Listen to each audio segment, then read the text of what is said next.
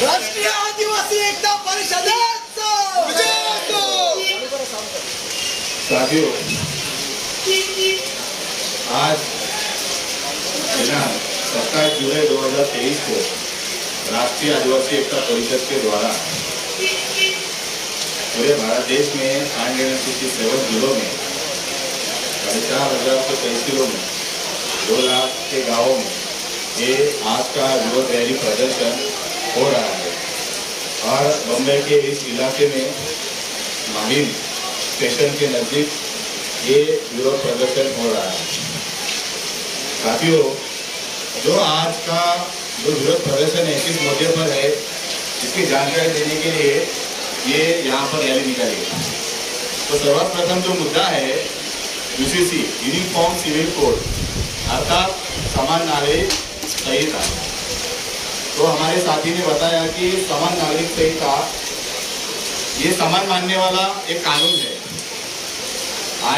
संविधान के article number 13 के अनुसार डॉक्टर बाबा साहब अम्बेडकर ने जिन्हें पहले से लिख के रखा है कि कानून के सामने सभी समान हैं, किसी के खिलाफ कोई भी भेदभाव नहीं करेगा, सभी समान हैं।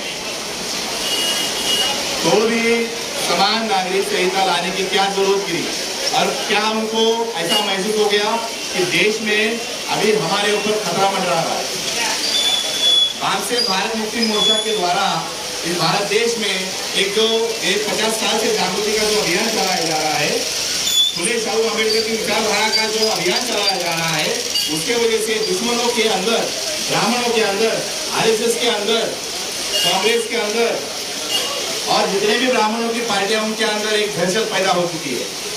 उनके अंदर एक खौफ पैदा हो चुका है, डर महसूस होने लग गया है कि हमारा अभी यहाँ पर रहना बहुत मुश्किल हो गया है। तो ऐसे एनपीआर जैसे, एनआरसी जैसे और एट्रोसिटी कायदा उनको रद्द करने के लिए से बहुत सारे कानून वहां पर बिल पास करने की उनकी कोशिशें जारी है। लेकिन भारत का जो 90% जो मूल निवासी समाज है वो अभी जागरूक हो चुका है और इसके वजह से उन्होंने ये यूसीसी कोड का ऐलान कर दिया है। अभी कुछ सिफारिशें मांगी गई है लोगों से इसके बारे में और कितनी जानकारी लेना है, इसके अंदर किसके सवाल है, किसके क्या जवाब है, इसके अंदर क्या ऐड करना है, इसकी अभी जानकारी ये संसद के द्वारा मांगी जा रही है और बड़े पैमाने पर भारत देश में इसका विरोध हो रहा है। लेकिन अभी भी जानकारी मांगी जा रही है क्योंकि उनको जानकारी लेकर उनको उनका मेजोरिटी दिखाना है कि इतने लोग इसके समर्थन में हैं, इतने लोग विरोध में हैं। लेकिन मैं आपको बताना चाहता हूँ उसके अंदर भी बहुत बड़ा षड्यंत्र इन्होंने किया है। पूरे बड़े पैमाने पर इसका विरोध होते भी उन्होंने ये लागू करने का ऐलान कर दिया है। लेकिन अब आज यहाँ से ऐलान कर रहे हैं उसको कोई भी हालत में यूनिफॉर्म सिविल कोड हम लागू नहीं होने देंगे, नहीं होने देंगे बस।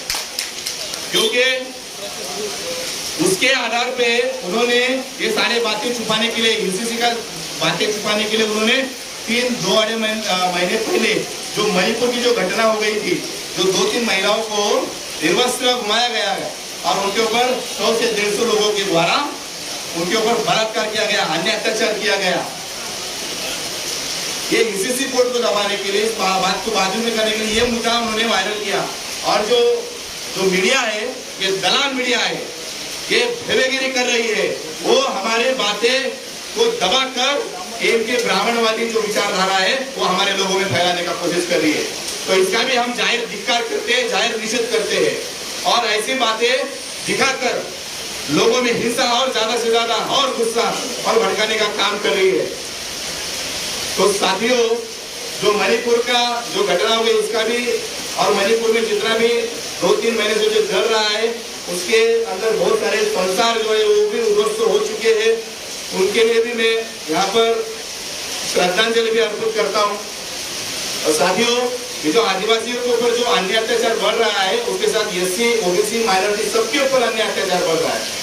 तो इसका मूल रूप से कारण है EVM machine, electronic voting machine. Supreme court का 8 अक्टूबर 2013 का आदेश कहता है कि केवल ईवीएम के द्वारा free, fair and transparent election नहीं हो सकता है। इसका मतलब उसके अंदर घोटाला होता है, ये सिद्ध कर दिया है। तो भी ये जो सरकार है ये ईवीएम का इस्तेमाल कर रही है, बैलेट पेपर का इस्तेमाल नहीं कर रही है और ईवीएम के द्वारा हमारा सच्चा प्रतिनिधित्व ये संसद में नहीं होने के कारण ये हमारे ऊपर अत्याचार बढ़ते जा रहा है। और जो एसटी समाज का जो 7.5% है उनका भी प्रतिनिधित्व उनको नहीं मिल रहा है, एसटी समाज का भी नहीं मिल रहा है, ओबीसी समाज का भी नहीं मिल रहा है। सभी मूल निवासी लोगों के ऊपर अत्याचार बढ़ते जा रहा है। और संविधान के अनुसूची 5 और 6 के अनुसार आदिवासी समाज का कोई भी जंगल हो, कोई जमीन हो, वो उनके आदेश के बिना बेच नहीं सकता। पैसा एक्ट भी उसके आधार पे ही निकला है। तो भी ये यूसीसी कोड द्वारा बहुत ज्यादा पैमाने पर आदिवासी समाज का नुकसान हो रहा है। इसके लिए हम आदिवासी एकता परिषद के द्वारा ये पूरे भारत देश में ये आंदोलन फैला रहे हैं और आदिवासी समाज को जागरूक होना बहुत बहुत जरूरी है। उनको अशिक्षित रखा गया, उनको जंगल में रखा गया, उनको वनवासी कहकर मोहन भागवत के द्वारा स्टेटमेंट दिया गया बीच में, वनवासी है तो उनको नक्सलवादी है, ये आतंकवादी है, ऐसा करके उनको जंगल में रखा गया और उनको एक दायरे में रखा गया, उनको उसको बाहर में आने दिया। लेकिन भारत के संविधान का अगर हम लोग स्टडी करेंगे और हम लोग शिक्षित हो जाएंगे तो उनको सवाल जरूर पूछेंगे। तो आदिवासियों के द्वारा ये बड़े पैमाने पर इसका विद्रोह भारत देश में हो रहा है। आज भी अगर आप सोशल मीडिया पे देखोगे तो बहुत बड़े पैमाने पर निषेध उनका हो रहा है। तो अभी ज्यादा दिन नहीं बचे, केवल 2, 4, 5, 6 महीना बाकी है। 2024 का ये फाइनल देश का इलेक्शन होने जा रहा है। तो इस इलेक्शन में हम सारे भारतीयों को 15 लाख बूथ है, 15 लाख लोगों को तैयार होकर इस ईवीएम मशीन का बंदोबस्त करना होगा। बहुत सारे लोगों ने इसकी शुरुआत भी हो चुकी है, कर्नाटक में हो चुकी है, महाराष्ट्र में भी कई इलाकों में हो चुकी है, दिल्ली में भी हो चुकी है, बहुत सारे थाना में भी हो चुकी है, बहुत सारे इलाके में हो चुकी है ऑलरेडी। अभी बम्बई में ये फूटना बाकी है और बम्बई में यहाँ से हम लोग शुरुआत करने वाले हैं। वोटिंग मशीन तोड़ेंगे, वोटिंग मशीन ने क्या किया, देश का सत्यानाश किया, बहुजन मुक्ति पार्टी हमारा वोट चोरी किया। बहुजन मुक्ति पार्टी के द्वारा ये जो नेशनल हमारी पार्टी है उसके द्वारा अभी जो 227 वार्ड का बीएमसी का इलेक्शन होने जा रहा है उसमें भी इस ईवीएम का बंदोबस्त तोड़ने का करने वाले हैं। और इसके लिए हम लोग तैयार हो चुके हैं, सारे ग्रुप भी तैयार हो चुके हैं और यहाँ से हम लोग और दूसरी बार ऐलान कर रहे हैं। इसका पहले परिवर्तन यात्रा मुंबई में हो चुकी है, उसमें भी ऐलान कर चुके हैं, अभी यहाँ से भी हम लोग ऐलान कर रहे हैं। 15 लाख बूथों पर एक ही टाइम एक ही वक्त यहाँ पर ईवीएम मशीन पड़ा है, क्योंकि ये आधुनिक मन चुकी है। इसकी वजह से हमारा रियल रिप्रेजेंटेशन नहीं जा रहा है, ये लोकतंत्र पे ये हावी हो चुके हैं ये लोग, अभी इनका बंदोबस्त हो चुका है। तो हम लोग उनका जो देश है, हम क्या बोलते हैं, सबके साथ न्याय करेंगे। लेकिन न्याय क्या होगा, प्रतिनिधि के तौर पर होगा।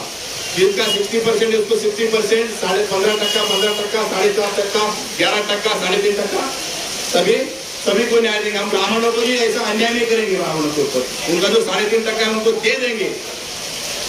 हम अन्याय करने वाले लोग नहीं है, हम न्याय करने वाले लोग हैं।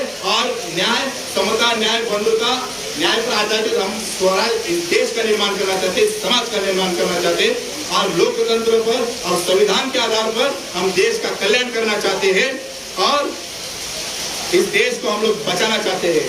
तो साथियों, हम मुझे यहाँ पर राष्ट्रीय आदिवासी एकता परिषद के द्वारा यहाँ पर बोलने का मौका दिया और राष्ट्रीय अत्याचार निवारण शक्ति मुंबई अध्यक्ष किरण सावंत के द्वारा भी मैं साथ समर्थन और सहयोग देता हूँ और हमारे सभी कार्यकर्ता भी यहाँ पर करते हैं। और हम लोग, हमारी विंग भी, जो भी समाज में हमारे मूल निवासियों के ऊपर जो भी अन्य अत्याचार होता है उसके आधार पर हम लोग काम कर चुके हैं। हम बहुत सारे पुलिस स्टेशन में या हो या अन्य प्रशासन के में हो, हमारे लोगों को न्याय दे चुके हैं और न्याय दे रहे हैं और हम लोग ये अन्य अत्याचार अभी नहीं सहेंगे और संविधान के दायरे में रहकर ये सारे आंदोलन करेंगे। ऐसे आशा और इच्छा में यहाँ पर व्यक्त करता हूँ। आयोजकों ने यहाँ पर मुझे बोलने का मौका दिया, इसके लिए आभार, धन्यवाद। अरे भारत के सम्मान में हम उतरे मैदान में, संविधान के सम्मान में हम उतरे